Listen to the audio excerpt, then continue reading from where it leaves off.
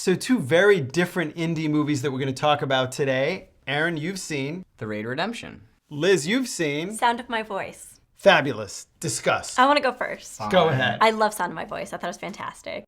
Somewhere in the valley, there is a woman living in a basement. She's actually amassing followers, these people who believe that she'll lead them to salvation. You see, the anchor is the sign of a traveler, and the number 54 refers to where I come from. 2054. Your future. And it's from scribe Brit Marling, and she's also the main actress in both Another Earth and Sound of My Voice. And she wrote Another Earth, and she co-wrote Sound of My Voice with director Zal Batmanglij. I don't know how to say his name, but it sounds like Batman, and he's awesome.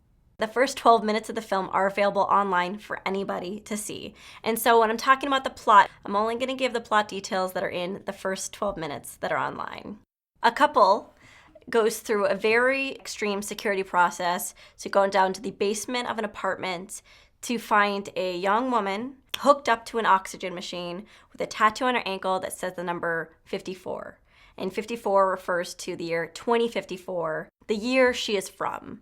So she's sent from the future to the past, and that's all I can say. This is a very low-budget film. It was shot mainly in our main actress's apartment, and it was shot on 2 DSLRs. It was actually 2 Canon 7Ds, which are consumer-based digital photography cameras that a lot of people with lower budgets for movies have been using in place of expensive Reds, for example, or anything like that. It's a gorgeous film with a fantastic indie soundtrack, with great performances and an incredibly solid script. And throughout the film, I kid you not, I had goosebumps. Wow. And I thought about it for days afterwards. I'd encourage everyone to see this film. How do they sustain all this suspense that you're talking about with it being shot in a single location? It's very few locations, and it maintains suspense through the script and the acting and the sheer concept, which is incredibly compelling. This woman that Brit Marling plays, her name is Maggie, you don't know whether she's from the future or not. So constantly you're asking yourself, do you buy this woman? Do you buy this character? What's real in this world? What's fake?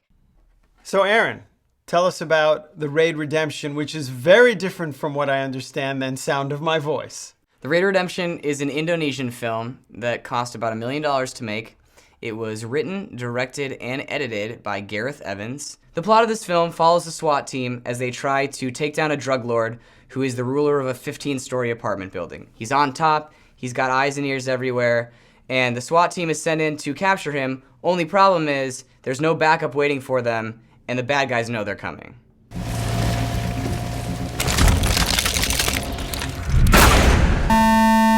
Selamat pagi. Mungkin Anda sudah mendengar kalau kita kedatangan tamu tadi undang. Selamat bekerja. Dan jangan lupa bersenang-senang. They get into the building, and for a little while, it's okay. Things are going well. They're taking out people one by one. They get up to, I think, the 3rd floor before somebody spots them. But as soon as they're spotted, shit gets real.